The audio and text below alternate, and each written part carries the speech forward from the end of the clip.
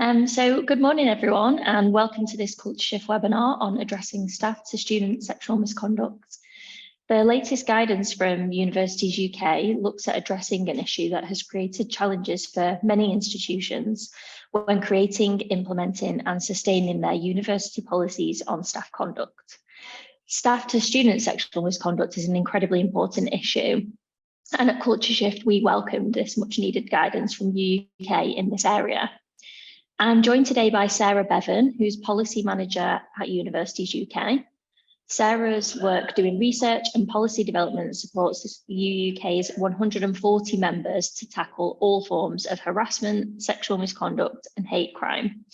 Sarah has worked in supporting universities on responding to issues such as spiking, addressing anti-Semitism and anti-Muslim hate, and formulating recommendations on tackling racial harassment. We're also joined by Margaret Ayers, who's Director of Human Resources and Organisational Development at Canterbury Christ Church University. Margaret has over 20 years' experience as a HR professional, working across 4 universities: Canterbury Christ Church, Uni of Edinburgh, University of Kent, and Queen Mary University of London. In these roles, she has continuously created meaningful people strategies to support the organisation and the people who work within it. From Culture Shift, I'm delighted to have both Gemma McCall, our CEO and co-founder, and Vicki Baars, our Head of Culture Transformation and former EDI Manager at UCL, both involved in this conversation today. I'm Chelsea and I'll be hosting today's conversation. Just a couple of quick housekeeping things before we get into it. Please could all attendees remain on mute and with cameras off. This is my meeting format on Zoom, so it'll just enable us to make sure that panelists are seen and heard when they're speaking, because they'll come up on the screen. Please feel free to use the chat function either for conversations throughout or questions as well. We'll have some specific time for audience questions toward the end of the session. Feel free to put them in there at any point. Whilst we're talking today as well, a number of polls might appear on your screen throughout the session.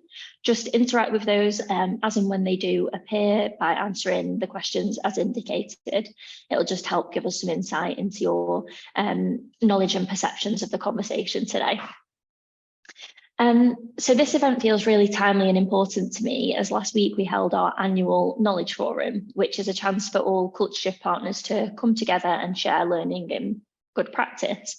And over the course of the 2 days, the conversation on how to address staff to student sexual misconduct came up countless times. It's an issue which here in the UK has risen to the forefront of many of our agendas, in part due to the UK guidance, but also because of the focus on this topic within the review on the impact of the OFS's statement of expectations. And also commentary from a number of sector organisations as well, including the 1752 group. What's clear is there's a lack in consistency in approach across institutions. Many of the lines seem to be blurred, and there's a strong need for clear and definitive guidance. So I'd like to hand over to my guests now to get the conversation started. So if each of you can just take 2 minutes to introduce yourself and what you hope to bring to the discussion over the next hour, that would be great. I'm going to start with Gemma, seeing as though you're on my screen currently. Hi everyone, I'm really delighted to be part of this conversation today. As Chelsea said, I am the co-founder and CEO of Culture Shift. We are working with 90 higher education organisations across the UK now, and I would say that it's interesting because the majority of our of the reports across our reporting platform still come from students, and this is a subject and a topic that comes up time and time again, and that students are consistently let down with, and I think that lack of consistency, lack of transparency and disappointment, to put it kind of lightly, really came to the fore in the Al Jazeera podcast and reporting that came out at the beginning of this year. I'm sure that many of you tuning in today listened to that and read that investigation, and probably expected some action as a result of it. And that action hasn't been forthcoming. So I feel very passionate about this subject. I really hope and want the sector to be much more consistent in addressing it. So I'm really looking forward to today's discussion. Thanks, Gemma. Sarah, can I come to you now? That's great. Thanks, Chelsea. Hi, everyone. I'm Sarah. I'm a policy manager at Universities UK, and I lead our work on tackling all forms of harassment, violence and hate in higher education. And I've worked in this area at UK for just under 3 years. Like Gemma, I'm really glad we're having this webinar today. Tackling staff and student sexual misconduct is a really important issue, and I'm really glad we're able to have this conversation. I hope I'll be able to expand on some of the key points in the UK guidance and provide some useful views on how it can be implemented as well. If we do have time, I'd be really interested to hear from my fellow panelists and the audience about how you're implementing the UK's guidance, or any questions or feedback you have. The sector's still at an early stage and developing good practice in addressing this area, and I hope our guidance is a really useful step forward, but I know we don't have all the answers. Our guide's a living document, and I'm really keen that we kind of continue to hear from you, understand how the guidance is being used, and we can understand what is and isn't working, and add to that to continue supporting the sector to address this really important issue. Just very briefly, I also just wanted to put on the record my gratitude to my former colleague Fiona Way. Fiona did the vast majority developing this guidance for UK before she retired earlier this year. But many of you on the call might know her, and her commitment and enthusiasm for this work really was unmatched. Fiona is now sort of enjoying a very well-earned retirement, but it felt wrong for me to be speaking about this today without at least referencing her important contributions. But yeah, thank you. Looking forward to the conversation. Thank you for that. Vicki, can we come to you? Yeah, hi. So I'm Vicki Baars, and I'm the head of culture transformation at Culture Shift. I've been with Culture Shift for about 6 months now. And before that, I did quite a grand tour of different higher education institutions. I started my journey in this sort of work when I was at NUS. I worked there in the 2010-11 year when Hidden Marks was produced. And then a couple of years after that, I was on the NUS Lag Culture Strategy Group, which is sort of probably something a lot of people don't necessarily know about, but it did quite a lot of the uncovering around what were some of the issues that then maybe led to quite a lot of the work that happened at the UK Changing the Culture forum, that then led to the report that many people now know and base a lot of our work off here. In each of the roles I've had, I've done quite a lot of work around bystander interventions, policy development, especially in relation to sexual violence prevention and procedures. So I've worked at Queen Mary Goldsmiths and UCL.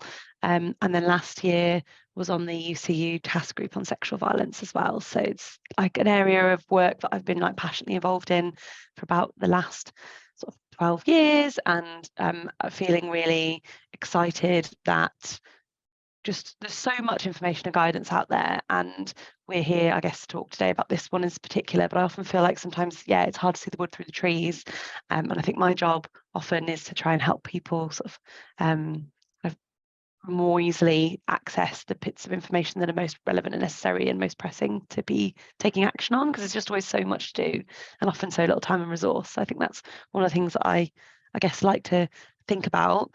Some key things I wanted to draw from in the policy, which I'd love to talk about a bit more, either now or in the future with anyone who's partner on the call and wants to talk more with me about it, are obviously staff-student relationship policies. Not enough universities have them, and what's in them. I'm sure we're going to talk about in more detail in a bit. Prevalence surveys, obviously OFS are now proposing that they're going to consult on that, and was something that was in the guidance, and I think we should probably talk about a bit. Publishing data is something that Culture Shift are really passionate about in terms of being really transparent around what's happening, and also trying to measure the impact you're having with the changes that you're putting in place. And with that, I guess, visibility of changes, both on a grand scale, a strategic scale, but also on a case-by-case basis as well. Like, even if you don't have a particular sanction for an individual, most of the time we learn through a case and we make adaptations to our ways of working as an institution because of what we've learned from that case, and we don't often tell people we've done that. I thought that was a really interesting point that was in the guidance. So yeah, looking forward to talking about lots of those things today. Thanks, Vicki. Yeah, hopefully we will get through a few of those topics, although I'm sure there's going to be a lot more conversations needed about this. And last but by no means least, Margaret, could you just introduce yourself? Yeah, absolutely. Thanks, Chelsea. And it's a real pleasure to be with everyone today. It is a really complicated, I think, but interesting topic. I was involved with developing the UK guidance. So I was part of the working group that helped to develop that.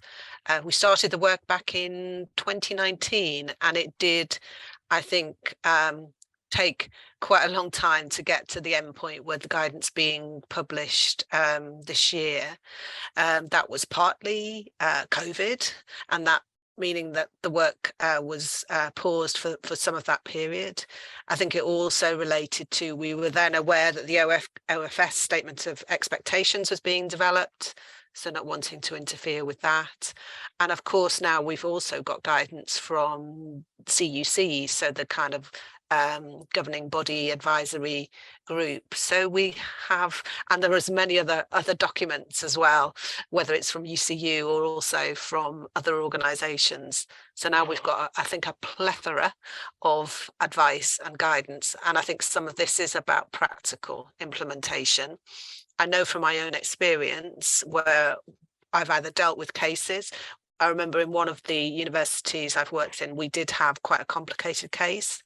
We then did a review afterwards and did a kind of open out, inviting both students and staff to share experiences. And I noticed somebody's put in the chat the comments about the complexities around, we know particularly around PhD students, where they're staff, where they're students, and that creates a real additional complexity in this area that sometimes wasn't acknowledged in the past. I think it is in the guidance because we did try to incorporate that, but it is one of the complications in this particular area. But really interested to hear, have the conversation and hear what people think. Thanks, Margaret. Yeah, and I'm definitely intending on getting to Sophia's question when we do audience questions at the end, so we can discuss that issue around PhD students in a little bit more detail. Definitely. So I'm going to go to first questions now. So the guidance offers great strategic advice for senior leaders. However, I think it's safe to say that it can often be hit and miss as to whether this issue is prioritised at the upper echelons of an institution's hierarchy. There are a lot of practitioners in student services and HR who are made to carry the torch on this. So some of the guidance, for example, around establishing joined up thinking across human resources and student services and ensuring that staff and student policies and practices work together can be really hard to achieve given one group doesn't have the power to alter the ways of working of the other. Sarah, I'm going to come to you first. So what advice do you have for attendees on the call today that might feel like they don't have the support of senior leaders in making these more strategic changes? Thanks, Chelsea. I mean, it's a really good question, and a challenge I hear quite a lot working in this area, and one I really sympathise with as well. I think working in this area, you really would hope the moral case, the moral imperative is enough, and sometimes that doesn't always seem to be the case. I don't think it's that people don't care, but sometimes I think people don't think it's a problem in the institution, or they just don't have time or resource to prioritise it alongside everything else on their plate. So just thinking about sort of a few things to counter that, I think first sort of pointing to the nature and scale of the problem and the impact that it has.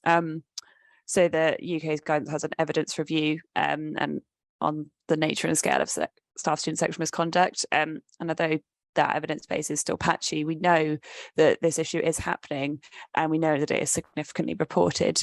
So it will be happening in every institution potentially. The guidance also highlights the impact that this can have both on individuals' mental health and also their academic progression and retention. I think it's perhaps about framing it as not just the fact that the individual victim survivor suffering in a way that obviously nobody wants, but also universities themselves losing out on students' potential by not addressing these issues. I think it's already been mentioned, but I'd also potentially point to the wider regulatory context, at least in England. Many on this call probably aware the Office for Students proposing to introduce a new condition of registration that would require universities to tackle harassment and sexual misconduct. As we've heard, this based on the findings of an independent evaluation of a current statement of expectations. And that evaluation specifically picked up on staff student sexual misconduct as an area for institutional leaders to focus on. And for the OFS to keep under review. So I wonder if this context may sort of help to focus senior minds and be a reminder of the importance of tackling this issue, especially if there are sort of concerns about resourcing. I think I'd just finally say this isn't something practitioners should have to feel they're dealing with single-handedly, and that you're not alone in sort of trying to make senior leaders pay attention to these issues. At Universities UK, our members are all vice-chancellors and their senior teams. And I see it as a really important part of our role and our responsibility to make sure that we keep putting issues like staff student sexual misconduct on that agenda. And this is something we think really carefully about and will continue to do so, I think, particularly in the context of that possible regulation that I've mentioned. Thanks, Sarah. Margaret, just coming to you now, are there any considerations from a HR context of not establishing these joined up ways of working that you think can be used to build a solid case for change? I would like to think not. So I'd like to think that HR professionals would want to be and are involved in doing that. For example, in our own institution, we had our head of student wellbeing lead the work on responding particularly to the OFS statement of expectations, but colleagues from my team were also involved in that work, whether that's reviewing our disciplinary grievance procedures, looking at training options as well and considering those. So absolutely, I think we need to. I think sometimes it's a situation where possibly people may not have experienced cases in their own institutions, so may not recognise the imperative here. And obviously, as we know, there's lots of different conflicting priorities. But again, I think as Sarah was just saying, the impetus has to come from the top. So whether that's the executive or indeed whether or not it's the governing body. Governing bodies are increasingly being asked to be aware of what's going on, to be looking at information, looking at data, looking at reporting, and also looking at possibly even having a member of the governing body who takes ownership, champions this area, if you like. So I also think that's important. Yeah, I agree. Vicki, I don't suppose you have any good practice from across the sector that you've seen that you'd be happy to share? I think on the point of joined up working, I think like Margaret said, there's been some really good examples where there's steering groups at universities and they have representation from HR colleagues on them, both at a strategic level and at a practical implementation level as well, like colleagues who are actually doing the investigations, people who are doing the risk assessments, people who are responding to report and support like disclosures, but that I think that it kind of needs to have both, and so I think the universities that are doing better have got both of those levels involved. We do hear a lot of our key contacts are like leads in student services, and we do hear a lot from them that they struggle to sometimes engage with HR colleagues, and that's a shame, because I don't think it's a lack of will on HR colleagues' side at all. I think sometimes it's time, like it's fear that this is a really big topic. I've actually just written I think a piece which hasn't been published yet, but I talk quite a bit about those who are processing these, often have their own experiences and sort of the support that needs to go into those roles to be able to be more adept and more have more time and capacity to take on these sorts of things. So I think a good piece of practice is universities that are supporting their HR teams to really have the time and capacity to address these issues. I think another piece would be shared referencing protocols. So some universities have said, and it says in the guidance too, try and see through an investigation, even if someone leaves. And there are sometimes like complex limitations on what that can look like, but actually just taking all the evidence you've got and making a finding, even if that finding is likely to be not upheld and likely to not have sanctions, the completion of the process can leave victim survivors feeling a greater sense of closure. And that's why it's important. And it can feel perhaps like doing it for doing its sake when you've got all these other big, important, busy cases on. But I think that's a really key principle that the guidance recommends that I think some universities are doing, and I'd love to see more doing. Great. Gemma, have you got anything to add on this specific point of the kind of joined up thinking across student services and HR? Not really, although like I know that it's so inconsistent from institution to institution, and it really shouldn't be. Both of those parts of the organisation need to be joined up because they are both responsible for the communities within that organisation, and so it's not good enough for them to be handling things in silos.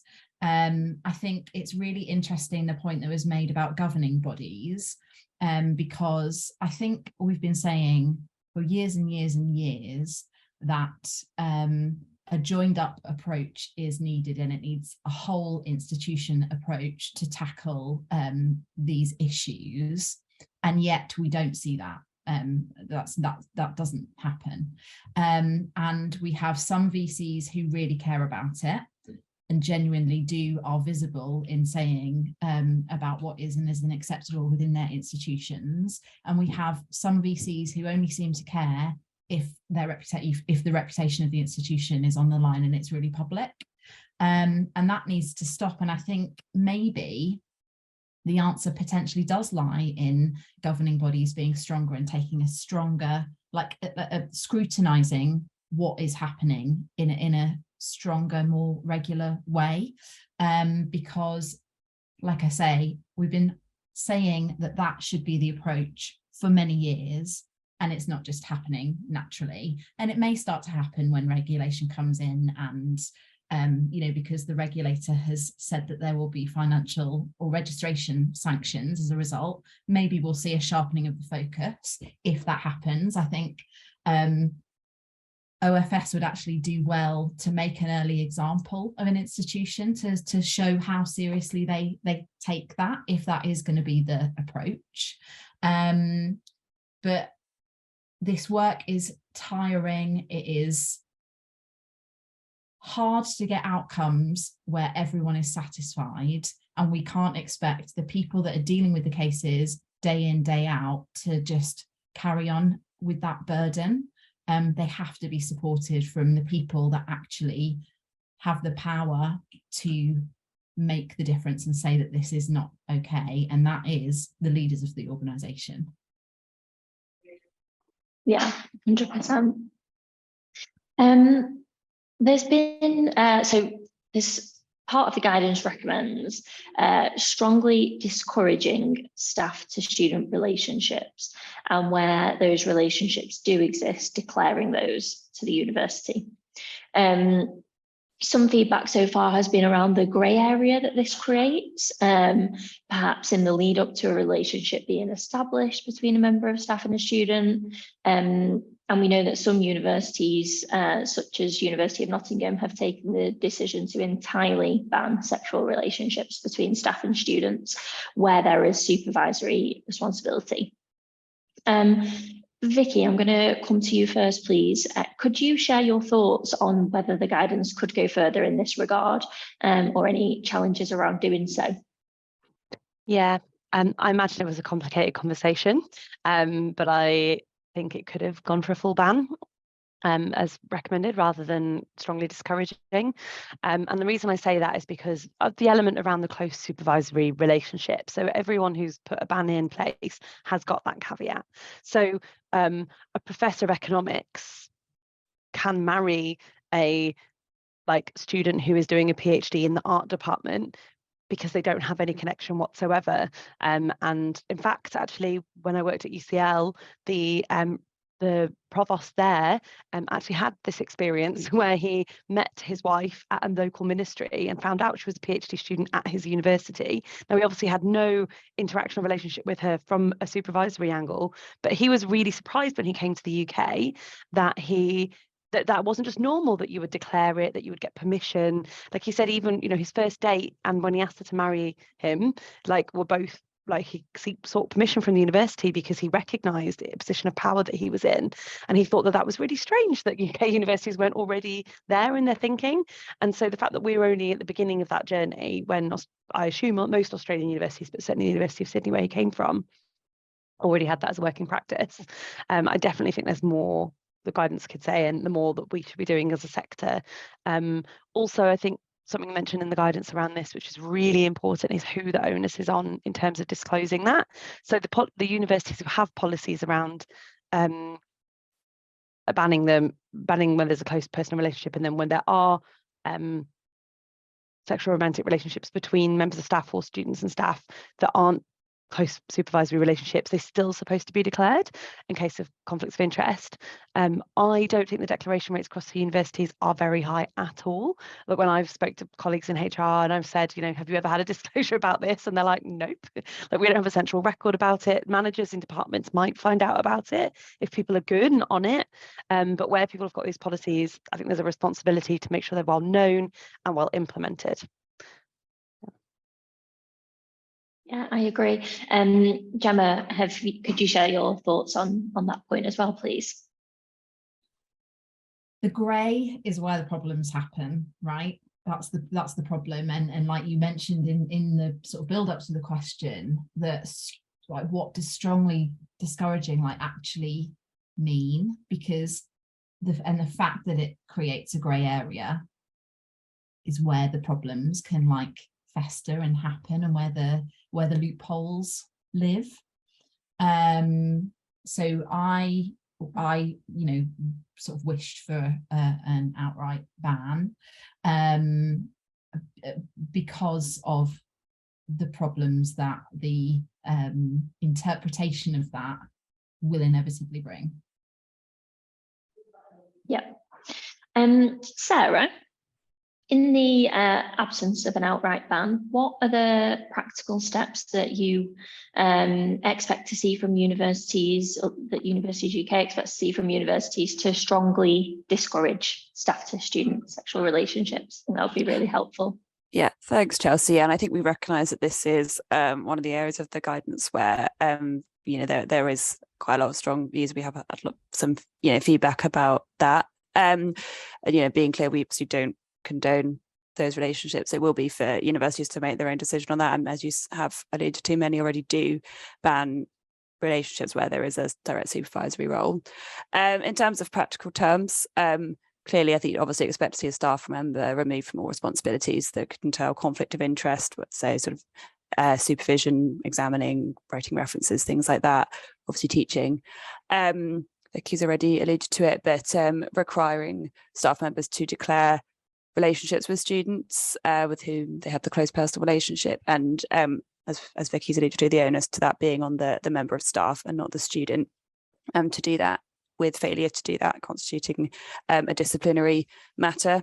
The guidance comes with a legal briefing that was prepared by Evershed and Sutherland for us, and that has more details on like a staff-student relationship policy and some considerations for developing one of those.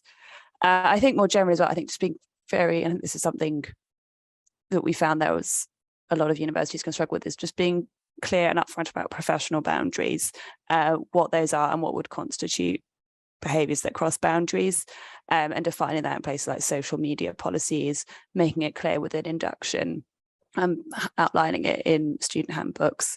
In general, I think we found that a lot of students, and actually some staff as well, don't always fully understand professional boundaries or what they could look like, and particularly in certain contexts, boundaries can easily become blurred if, you know, things like fieldwork, conferences, or if you're in quite small disciplines. So I think a better being clearer about those boundaries and a better understanding of those is important, both kind of in this area and more generally for tackling staff-student sexual misconduct as well. Thank you. Margaret, are there any HR implications to a full ban approach? And to Vicky's point earlier, do staff disclose their personal relationships with students when they're expected to, in your experience? Shall I answer the second part first? So I think probably no, they don't. In many cases, I think, certainly based on my own experience.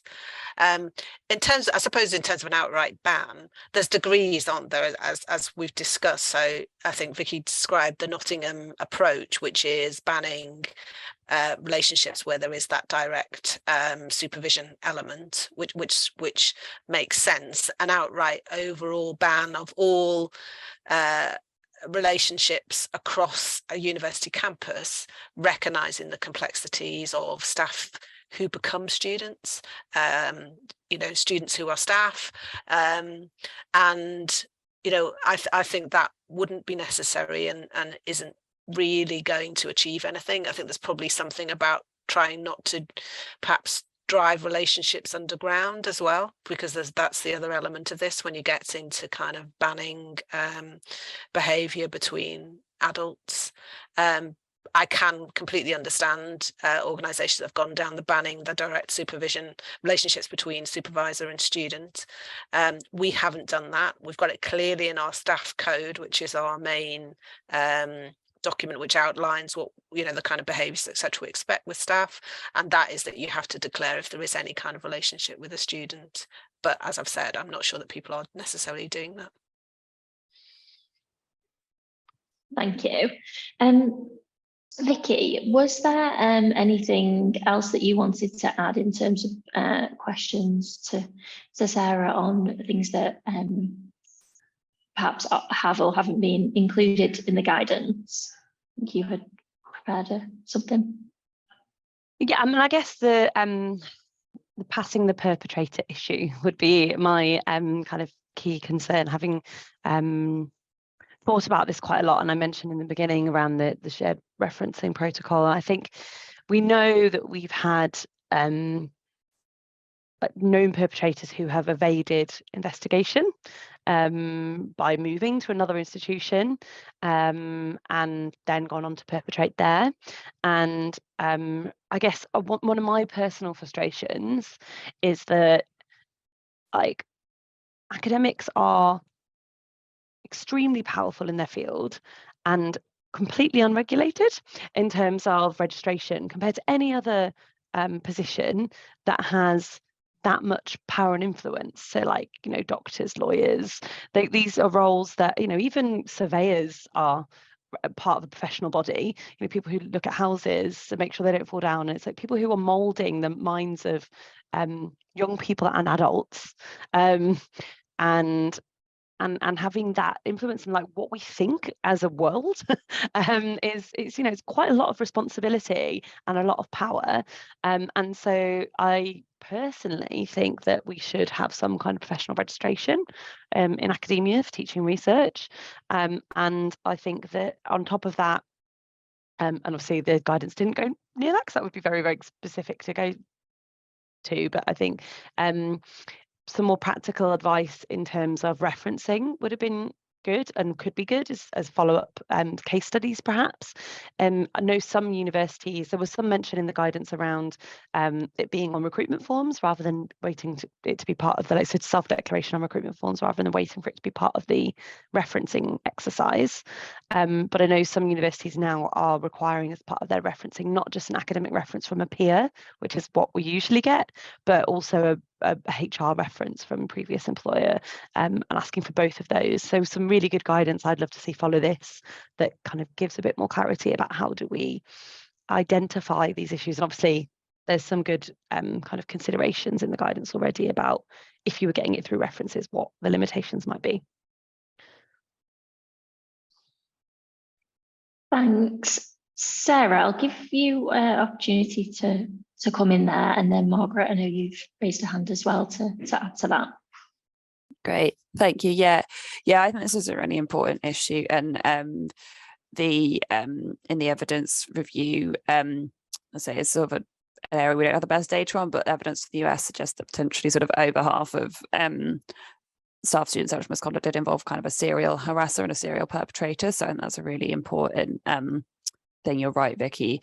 And so there are, as you've said, there are some considerations in the practical guide, which is a sort of a range of things, a lot about referencing, so about firstly sort of completing investigations after someone has left, which we've already touched on, making sure the references do ask specifically about sexual harassment investigations or allegations, and as you've mentioned, kind of where there will be academic referees, that these are also sort of checked or corroborated with the HR department, so there is that degree of HR oversight as well. Another thing that was that the guidance referred to is kind of making provision for alumni complaints. As we know, sort of sometimes people don't want to report something while they're still studying at the university, but may wish to do so afterwards, and kind of having the provision in place to investigate and look into that can be important to sort of pick something up as a preventative measure for the future. So there are sort of considerations there in the guidance, I believe in the legal briefing as well. But as I've said, this is kind of an area that we're keen to kind of keep developing our understanding of good practice and how universities are doing this. I'd be really keen to kind of hear how universities are implementing this, where there are examples of these referencing protocol that you mentioned, and kind of be able to share those wider with the sector, because as you said, I think there is still a lot more we could do. Thanks. Margaret, do you have a point? Yeah, my only point was that we did talk about what Vicky described in the working group about having almost like a code of conduct, and whether or not HE does need a code of conduct for academic staff. I think the nearest kind of such an example would be something around the kind of HEA fellowship sort of. I think that has some kind of behavioural aspects, but certainly I was very pro as doing that, but it kind of got lost, I think, in some of the discussion. So maybe, as Sarah says, something to come back to. Great, thank you for that. We've had quite a few audience questions in, so I'm going to go to them now, because I suspect we could fill the rest of the 20 minutes chatting around those. So I might come back to some of the pre-prepared questions if not, but I want to make sure we get through what the audience actually want us to discuss. Just a quick one on that link that you've shared, Margaret, to your staff code of conduct. It doesn't work, so link. Yeah. I'll try and copy and paste it in as the actual document. Okay. Not the whole document, if you know what I mean. Brilliant. So I'm going to come first of all to one of the first questions that we had asked, which was, I'm interested to know what interventions or actions are suggested to manage inappropriate behaviour from PhD students towards undergraduate students, and how that fits into staff-student relationships. Quite often, PhD students take on roles as graduate teaching assistants, which makes them staff, but they are also students. So curious to hear thoughts about this. Who would like to take that question? Vicky? Yeah, I have been thinking about this a little bit, and I think that there's a section around training in the guidance, and that training should be provided for any PhD students who teach or in positions of authority. And I think similarly, student leaders as well, this applies to, because they're in positions of power. But making sure, I guess, that there are clear reporting channels, looking at any data and insights around issues that are being reported. So are there trends around PhD students actually doing this?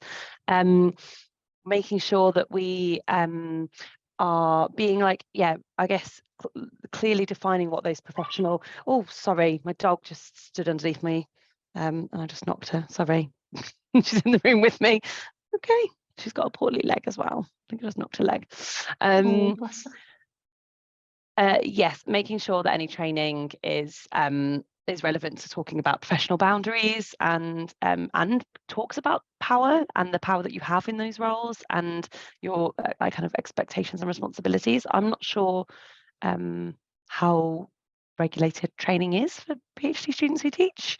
I think it's probably quite haphazard depending on what facilities are available at each institution and what each department's doing, and so it depends on which department is briefed. And again, if you've got things like a code, making it really clear, and there is a really blurred line between staff and student, and making it really clear, like, when you're doing this, you are a staff member, and and people shouldn't be doing it without a contract either. They should be being paid, and therefore they should have contractual responsibilities. I think UCU are also doing some quite big work around this, around recognition for the PhD students who teach as staff members. Yeah. Thanks, Vicky. Has anyone got anything to add to that point?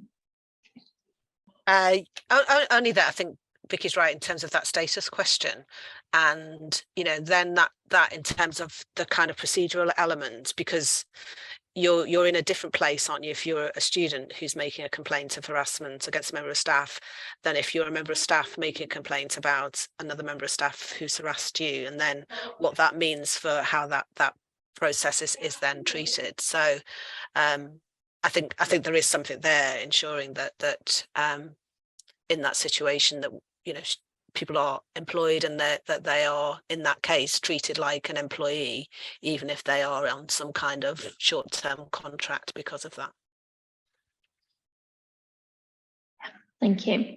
I know the question asked for like examples, and I think it's clear that sort of none of us have necessarily got those examples to hand, but I probably would draw people's attention to the Eversheds legal briefing that was published with the guidance, or maybe slightly after the initial publication of the guidance, because although it has quite a lot of scenarios and case studies in it, and I think people would probably, it is also fairly bold. Actually, I was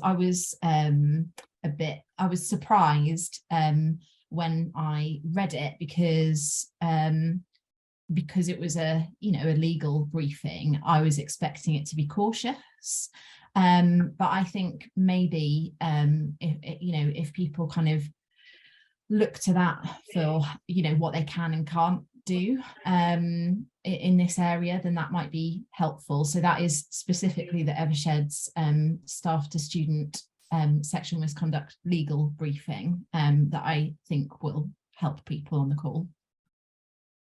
Because Thanks, it is Jem. interesting that I think how many people, maybe 60% had read it? Was it even that high on the just about half, just about 50% have read it in full so far. Yeah, so assuming that they haven't also read the Eversheds like legal briefing as well, because it is monster guidance and we all don't have loads of time to like sit and then read it. I would specifically like point to that to people. Thank you. We'll make sure that gets shared in the chat. Oh yeah, Ken's done it already. So another question is around, I'd be keen to understand opinion as to whether the panel thinks it is better for universities to have specific sexual misconduct policies, or for this topic to be included and managed within a joint dignity at work policy for staff and students. And then kind of a follow-on question to that is also from a practical level, should such allegations have investigating managers/reps from HR and student services?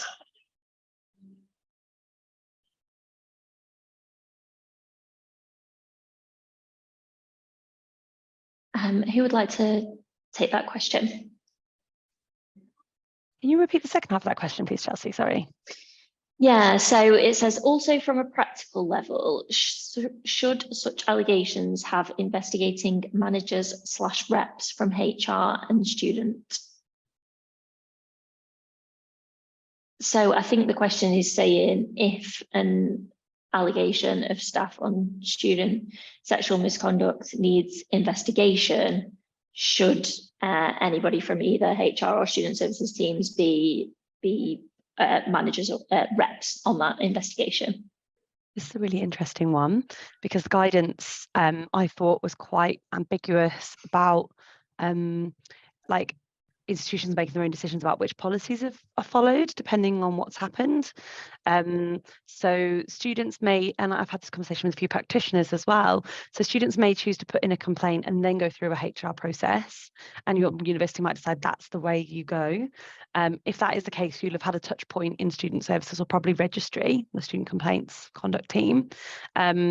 And then it will go to HR, and therefore like you'll probably have communication with both someone from a student services role and someone from a HR role. Some universities have decided to allow investigations where it's about a staff member's misconduct to jump straight into HR services. So HR, and this was an interesting move when I was working in institutions, because some HR colleagues had just never had like direct complaints received by students before, and so that was a whole new experience for them. So I think that took a bit of a shift in how they worked, and maybe still will for some institutions. I think it's perfectly okay to have it as an entirely HR process. I don't think that negates students being able to then go to OIA if it's not been dealt with effectively, but it does mean that they will need a statement of completion of process to do that. So it's, I guess, like HR are responding to students a bit more directly if that is the case. But there probably will also be a touch point with someone from student services for support, because HR don't offer student support services, and they won't be offering. They'll be very much facilitating and investigating rather than necessarily offering that kind of full student-centered support work, which will be a different service. And then in terms of the policies being together, again, this is variable depending on the institution. The one thing I would say, whether or not the policy is together, there should be dedicated guidance around dealing with sexual violence cases in particular, or gender-based violence cases, however you might want to phrase them. I think having specific clauses in other policies that relate to staff student sexual misconduct, yes. I think if you're the kind of institution that already has a suite of very unique policies for particular issues, then adding an additional unique policy in might be useful. But if you're an institution that actually has fewer policies with more detail in them, then that might be the better approach for you as well. And I think it really depends. For me, which decision you make is less important than that information being easy to access and easy to understand for people. Yeah, thank you. Margaret, I don't suppose you've got anything to add on that policies point from what you've seen across the institutions you've worked at? I would agree with what Vicki said towards the end there around it's got to be clear, because we know, and we spoke about this in the working group, it sometimes feels that it's kind of a complaint arise wherever it arrives into the institution, or we're made aware of a particular situation, and everybody looks at each other and says, so who's going to deal with it? Is it going to be done in this way, or is it going to be done using this process? I know, and it, it's something I'm not proud of, is that HR investigations, and if it turns into a disciplinary matter, can be hugely drawn out, unfortunately. So trying to identify and anticipating this better hopefully will happen now, so that we can be clear whether it's flowcharts or whether wherever the information sits, that people are clear about where they need to go, and crucially as well that staff are trained and able to advise people about where they need to go to get the support, crucially, but also to kind of take the matter further if that's what they wish to do. Thanks, Margaret. That's really good advice. Could I just add really briefly to that? Yeah, of course. As well? Yeah, no, I really agree with what Vicki and Margaret have said, and that's really important points. I think Vicki's point is really about kind of just the importance of it being clear and kind of within the institutional context is really important. I think we were conscious in writing the guidance that it's for 140 universities that are quite diverse and will have quite different ways of managing things already. So it's sort of sometimes a tricky balance between trying to be not being sort of offering guidance, but not being overly prescriptive in a way that will be unhelpful to certain types of institutions. So that was kind of a consideration that we had. But if there is any, as with all of this, there are kind of any particular examples where it's felt to work well, or equally where you feel the guidance is not helpful or is ambiguous or whatever, then we're very open to hearing that in the feedback and kind of thinking about that, and if there's any sort of further guidance or good practice that we can share. Thanks, Sarah. And going back to something we were discussing earlier, can anyone on the panel share any best practice examples or good practice examples of how a declaration process in a personal relationships policy has been managed?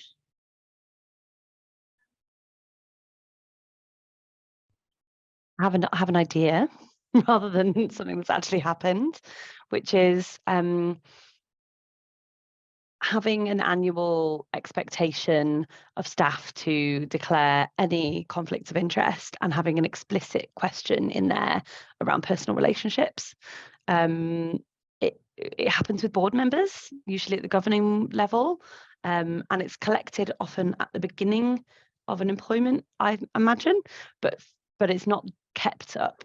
And those conflicts of interest might vary and could be useful to know across the institution for various different things, and actually putting that into a shared process. The finance team are probably going to want to know if someone's become a director of a company that the university is working with, because that'll be a conflict of interest in terms of funding research association, and then there might be other conflicts of interest that might need to be declared. So having an annual process where you ask all staff to re-identify any, and then having it clear in your policies that if you don't declare, there might be further consequences. So there might be more significant sanctions as a result of not declaring. And that then being very clearly communicated to people as well. But complicated when you've got tens of thousands of staff members sometimes. So being better at communication is another piece of advice. Yes, there's another question around that in a minute, actually. Thank you for that. I feel like that sounds like a really good idea. Oh, Sarah, have you got an example to share? Just briefly, I don't know if it's quite sort of in the level of detail that the questioner was hoping for, but just to point out that in the sort of make a piece of guidance, in the evidence review, there is some examples of kind of personal relationship policies, and kind of, I imagine they would set out details of disclosures. It's not kind of looking at the disclosure point specifically, but that might have some kind of useful pointers or examples for the person. I could put a link to that in the chat as well. Thank you. Margaret, go ahead. So I was just going to say, and I know everybody always wants practical examples, and I'm sorry I can't give a practical example, but I do think with some of this, it does come back to culture and leadership. So if the culture and leadership is there for people to be, confident about, what the behaviours are, what the expectations are, then people will respond to things. It's a bit like protected characteristics, isn't it? And being, asking people to declare that information. If people don't feel comfortable about how that information is going to be dealt with, then they won't. So I do think it comes back to that point. What's the clear signal that the institution is sending about these things, and how is it doing that, and how is it making sure that's clear to people when they start, and through induction, and through kind of how we describe what we do. Sorry, that's not very practical, but I do think it's important. Yeah, no, that is important and a really good point. We have had another request for practical examples on a slightly different topic. Sarah, you might be able to help with this one. So are there any best practice examples of institutions that have followed this guidance, and any detail, how detailed they've been about publicising this? Have they done any specific comms to students and staff? Yeah, it's a really good question. So I think throughout the guidance, there are kind of specific examples of where universities have kind of implemented elements of the guidance. So as I've mentioned, kind of the personal relationship policies, or kind of other instances of other things. And there are sort of examples throughout the guidance of that. I would say kind of, I think I wouldn't say anybody has no institution has kind of fully cracked this as an issue overall. Yeah, there's so many kind of different facets to it, and it's very complex. I wouldn't say there's kind of one perfect response that we should all be kind of looking toward. I think it's kind of, different institutions will be strong in different areas. Having said that, I would be really interested to sort of hear about whether there are universities that have kind of been communicating this. I think I've been trying to keep up with the chat. I think I have seen a couple of examples of universities that are saying they've updated their policies and pushed that out to staff. So it'd be really interesting to hear a bit more about those and their experiences. Am I right in thinking that Nottingham's example has been since September? They've made that policy change quite recently, haven't they? I can see Yeah. Gemma nodding. Gemma's nodding. Yeah, I only saw it on Twitter maybe, I think I saw it maybe 4 weeks ago.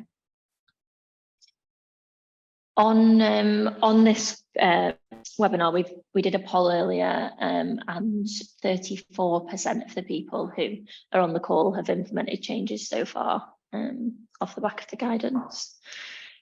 Gem? I was going to say that I think as a sector we need to be better at sharing the things that we have implemented when they've gone right, but also be a bit braver about admitting when things have gone wrong so that we can learn from one another. Because I think with all of this work, we don't actually get to do that often. Like I hear those conversations when we're out at events, but not loads. You know, most of the presentations, you know, at an Amoshi event or at a UK event would be, we did this and it was great, end of presentation. And that is fantastic to know when things land well, but the learning is actually when things have gone wrong. And I think if we can find a forum where we can go like, we did this, we thought it would have this implication or impact, and actually it had this unintended impact. What does everyone else think? I think we'll probably move quicker. So I don't know what that forum is, but I wish that we could be a little bit more honest when we try things and they go wrong, so that we can all learn from that. Thank you, that's a really good point. We have one more question, but I do not think that it's a question that can be answered in 2 minutes. If anyone wants to share a snippet of insight, then that would be great. And then I actually think it's a topic for a whole other webinar. It is something that we had a panel discussion on last week at the Knowledge Forum, actually. So Megan has asked, we've found that students are often unaware of these policies regarding staff-student misconduct. How can we better communicate with students around this issue? Does anyone have a nugget of insight to share? Vicki? Always got something to say. Do it more than once, do it in many different ways. So before arrival, on arrival, during the year, as people progress, have it through different methods. So talk to your comms teams about what the open rates are for your emails. It's probably about 30 to 40%, which means probably 60% of your students aren't reading those emails. So what other forms of communications are they? Is it student union emails? Is it social media? Is it direct conversations in their department? There's so many different ways of speaking to students, and you have experts in your institution who think about and do that all day, every day. So ask them those questions before you start deciding which channels to put it out. Thank you. Right, unfortunately, I'm going to have to bring this discussion to a close now, which I'm really gutted about, as I genuinely feel like we could talk for days on end about this topic. I just want to say thank you so much to all of the attendees for being so engaged and asking plenty of questions. Please do continue to engage in the conversations around these, take Sarah particularly up on the offer of giving feedback to Universities UK to continue improving in guidance and things like that. And I'm sure that Culture Shift will host further conversations about this as well. Thank you so much to Margaret, to Sarah, to Vicki, and to Gemma for being great panelists and sharing insight. And thank you all for attending. Hopefully see you at a future event, which will be in the new year now, actually. So I'm going to do it. I'm going to say, have a happy festive period and a happy new year. Thanks, everyone.